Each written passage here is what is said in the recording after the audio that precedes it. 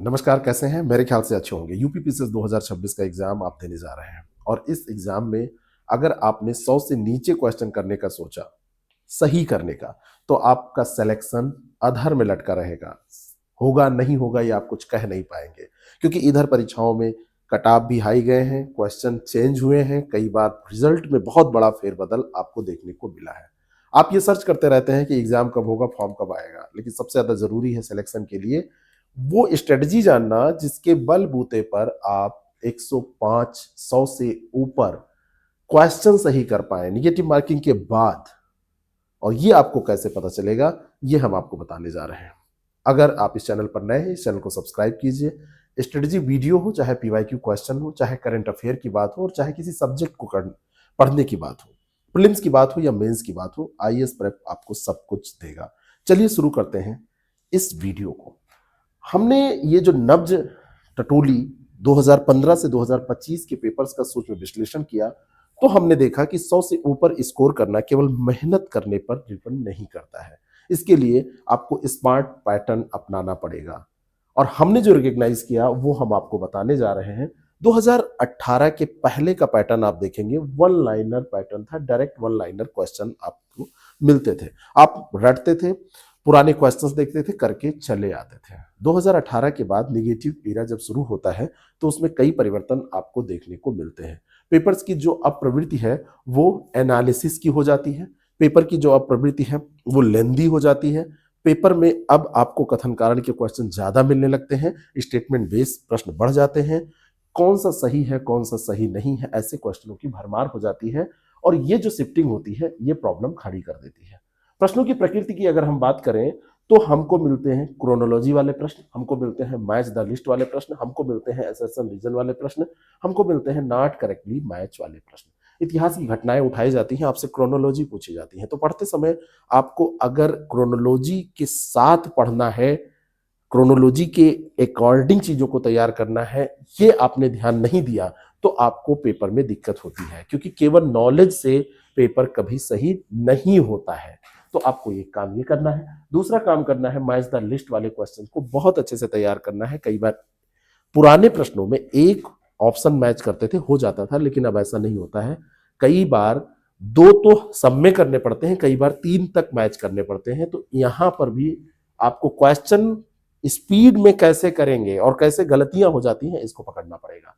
और कथन कारण वाले प्रश्न जहां पर विकास लगा के क्यों, कथन और कारण के बीच में संबंध क्या होता है, आप पहले कथन पढ़िए, कारण पढ़िए, देखिए दोनों सही हैं, अगर सही है तो दोनों के बीच में लगाइए क्योंकि, और अगर ये क्योंकि का रिक्वायरमेंट पूरा हो रहा है तो आपका ये कथन सही होगा। ज्यादातर प्रश्नों के उत्तर ए होते हैं। ए का मतलब यहां पर है कि सही और व्याख्या कर रहा है, या फिर सी डी यानी कि ए गलत है या आर गलत है, ऐसा होता है। बी ऑप्शन यानी कि सही और व्याख्या नहीं कर रहा है, बहुत कम होता है, ये आपको ध्यान देना होगा, लेकिन ये सब भी प्रैक्टिस से आएगा। और अगला है सुमेलित नहीं है, ये आयोग का एक ट्रैप होता है, ये पसंदीदा ट्रैप है, इसको फंसाने का काम करता है आयोग कि इसके जाल में आप फंस के क्वेश्चन को गलत करते हैं। ये ट्रैप है। आप पढ़ते हैं इसमें क्या, आप इसको पढ़ लेते हैं, यहां पर आपके ध्यान में नहीं रहता है, आप सोचते हैं कि अरे कौन सा सुमेलित नहीं है की जगह आप कौन सा सुमेलित है पढ़ लेते हैं। एक एक की बात करते हैं। क्रम व्यवस्था, 4-5 प्रश्न इतिहास में क्रम व्यवस्था पर निश्चित आपको मिलेंगे, कभी कभी इन प्रश्नों की संख्या 7-8 भी आपको देखने को मिल सकती है। यहां पर जरूरी यह है कि जो भी आप पढ़ें, चाहे आधुनिक भारत पढ़ रहे हैं, मध्यकालीन भारत पढ़ रहे हैं या प्राचीन इतिहास पढ़ रहे हैं, आधुनिक और मध्यकालीन में ऐसे सवाल खूब आते हैं। युद्धों से संबंधित सवाल हो, संधियों से संबंधित सवाल हो, घटनाओं से संबंधित सवाल हो, तो वहां पर आप क्या करें, सीक्वेंस को पकड़ें। कृष्ण मिशन, भारत छोड़ो, कैबिनेट मिशन, कुछ अब इसमें सवाल आपसे पूछ लिया गया तो आपको पता होना चाहिए कि सीक्वेंस क्या है, ये दिमाग में आपके पहले से बैठा होना चाहिए। 4-5 सवाल कम नहीं होते हैं, बहुत ज्यादा होते हैं और यहां पर आप इनको अटेम्प्ट जरूर करते हैं, आप रिस्क ले लेते हैं और ऐसी रिस्क कई बार बहुत खतरनाक हो जाती है। कई बार आप बॉर्डर लाइन पे पहुंच जाते हैं, आपका 84 85 स्कोर निकला और अगर इन सवालों को गलत आप ना करते तो आपका स्कोर हो सकता है 89 90, बॉर्डर लाइन पे। कई बार ऐसा 2-3 नंबर से, 2-3 सवालों से आपका क्वेश्चन गलत हो गया और वो सही हो सकता था और आपका सिलेक्शन रुक गया, तो आप सोचते हैं ये 2-3 सवाल हमने क्यों गलत किए, क्यों, क्योंकि आपने ऐसे पढ़ा नहीं था। दूसरा है मैच द लिस्ट। ये ट्रेंड बहुत तेजी से बढ़ रहा है, संस्थान को, खनिजों को, नदियों को, अनुच्छेद को, इनको सबसे मतलब ये आप आसान भाग मान सकते हैं, इनको पूछा जाता है, एक या दो सही मिलान करने से उत्तर निकल आता है। तो यहां पर आपको फोकस करना चाहिए। दो तीन सवाल होते हैं जिनमें तीन तीन मिलान करना पड़ता है, नहीं तो सही होता है। इसको एक भी गलत होने मत दीजिए। यहां पर 100% एक्यूरेसी आपका टारगेट होना चाहिए, इसमें कुछ आपको गलत नहीं होने देना है। अगला जो है कथन और कारण की हम बात करें। कथन कारण अगर फंसाने वाले प्रश्नों की बात हम करेंगे तो यहां पर सबसे बड़ी बात यह होती है, जनरल साइंस और ज्योग्राफी इन क्वेश्चनों को अगर पूछता है तो दोनों वाक्यों के बीच में जब आप विकास लगाते हैं तो अगर लिंक नहीं बना तो व्याख्या गलत है। लेकिन कई बार आप ये देखेंगे कि आपको नजर आता है कि लिंक बन रहा है और आयोग मान लेता है लिंक नहीं बना, लेकिन ऐसे प्रश्नों की संख्या कम होती है। तो जब आप साइंस पढ़ें, ज्योग्राफी पढ़ें, साइंस ज्योग्राफी जहां पर तर्क की बात होगी, जहां पर इकोनॉमी में कुछ सवाल, तो ये थोड़े से व्याख्या के लिए थोड़े से कठिन हो जाते हैं। तो इन फंसाने वाले प्रश्नों में, और दूसरा मैंने आपको बताया कि कौन सा सही सुमेलित नहीं है, इसमें सीधी एक बात है कि जितनी ज्यादा आप प्रैक्टिस करेंगे, है ना, चाहे आप पॉलिटी की बात करें, चाहे यूपी स्पेशल की बात करें, वहां पर आपसे ऐसे पूछ लिया जाता है कि कौन सा सही नहीं है और आप उसमें फंस जाते हैं। तो आपको अभी से उसकी प्रैक्टिस करनी पड़ेगी। प्रैक्टिस करने का मतलब है डेली आपको एमसीक्यूज देखने पड़ेंगे, आपको पीवाईक्यूज देखने पड़ेंगे, डेली सॉल्व करना पड़ेगा, तभी ये काम हो पाएगा। हाई यील्ड की बात अगर हम करें, जैसे हम ऐसे कहें कि हम लीक किए दे रहे हैं पेपर, आपके सामने रखे दे रहे हैं, ये अनुभवजन्य बात है।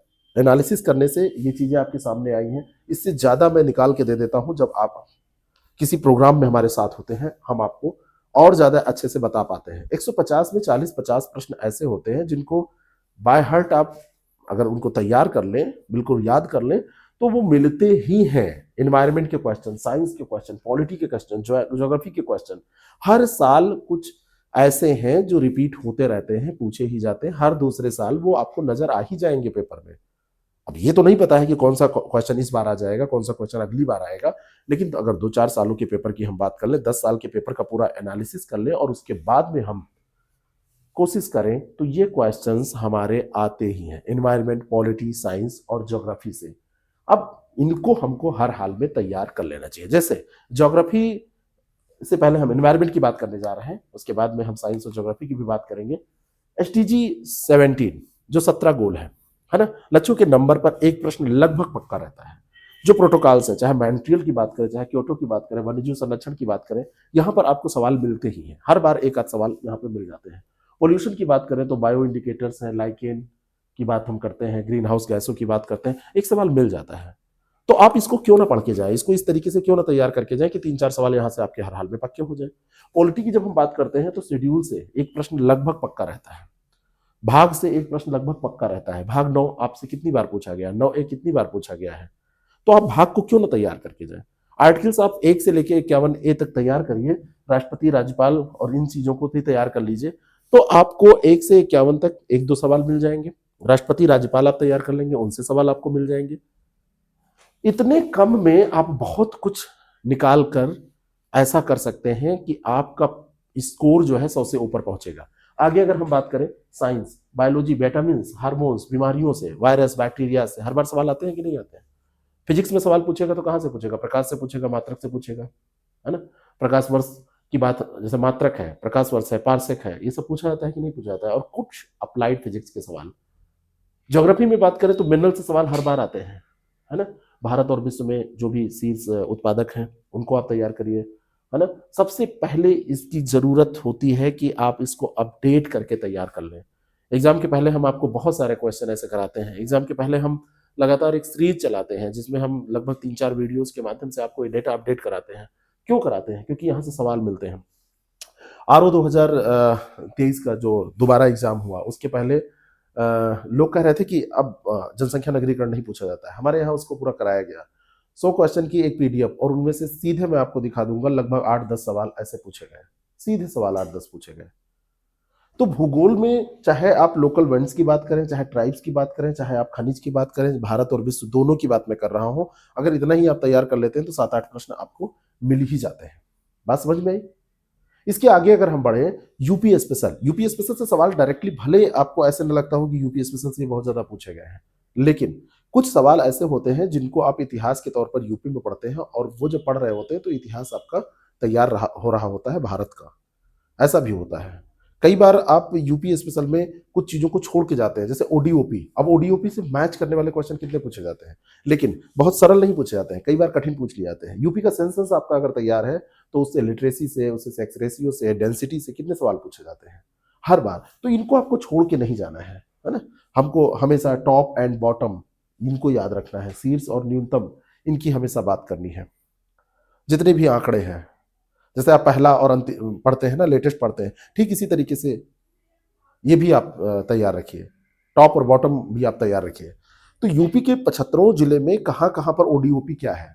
अभी तो एक नई स्कीम आ गई है ना, एक डिस्ट्रिक्ट एक व्यंजन की बात हम कर रहे हैं, तो वो अभी एक लेटेस्ट बहुत बढ़िया आपके लिए टॉपिक हो जाएगा, और उसको 3-4 बार आप पढ़ लेंगे, कुछ स्पेशल सवाल उस पर कर लेंगे तो आपका हो जाएगा। प्रैक्टिस करने से ही आसानी से होता है। पूरी इस स्ट्रेटजी में आप भीड़ से कैसे अलग होंगे। 80 से 90 के बीच में मार्क्स तो सबके आ जाते हैं, एवरेज स्टूडेंट भी वहां पर पहुंच जाता है, लेकिन कुछ चीजें हैं जो आपको अलग बना सकती हैं, जैसे economic data, government scheme, deep current affair. अगर आप अच्छे से पढ़ के जाते हैं तो यही स्कोर आपको इनरिच करने में मदद करने वाले टॉपिक हैं। ठीक है, जैसे इकोनॉमिक डेटा आपका बहुत अच्छे से तैयार है, कोई भी सवाल पूछा जाए बता देंगे। गवर्नमेंट स्कीम 2014 से लेके अभी तक की जो भी है, 17-18 तक बहुत सारी स्कीम आई हैं। मोदी जी की जब पहली बार गवर्नमेंट बनी थी तो वहां से सवाल अभी भी पूछे जाते हैं, उसमें जो अपग्रेडेशन होता है उससे आंकड़े पूछ लिए जाते हैं। और करंट अफेयर हमेशा आप ऐसे पढ़िए कि उसके साथ का जो जीके, उसके साथ का जो जीएस है वो अच्छे से तैयार आपका हो जाए। इररिलेवेंट जीएस जीके की बात मैं नहीं कर रहा हूं, जो उस कोर टॉपिक से रिलेटेड है। तो 80-90 के बीच में सारे लोग पहुंचते हैं, जिनका स्कोर 100 से ऊपर हो जाता है वो ये काम करते हैं। 105 प्लस स्कोर क्वेश्चन की बात मैं कर रहा हूं, उसको ले जाने के लिए ये सब काम आपको करने पड़ेंगे। इकोनॉमिक डेटा जैसे कृषि उत्पादन है, मिनरल्स डेटा है, बजट है ना, इकोनॉमिक सर्वे की हम बात करते हैं। तो यहां सबसे ज्यादा तुक्का मारने का काम आप करते हैं, आपको एग्जैक्ट याद नहीं आता है, सटीक आंकड़े आपको नहीं पता चलते हैं, दिक्कत हो जाती है। पुरानी योजनाएं जैसे 2014 से 19 है तो उनको याद करना पड़ेगा, उसमें भी आपको क्रोनोलॉजी के हिसाब से इधर सवालों की संख्या बहुत बढ़ गई है। क्रोनोलॉजी के लिए वर्ष महत्वपूर्ण है, 14, 15, 16 इसको ग्राफ पे बना के 14 के नीचे 15 और ऐसे इस तरीके से आप रख के याद करिए।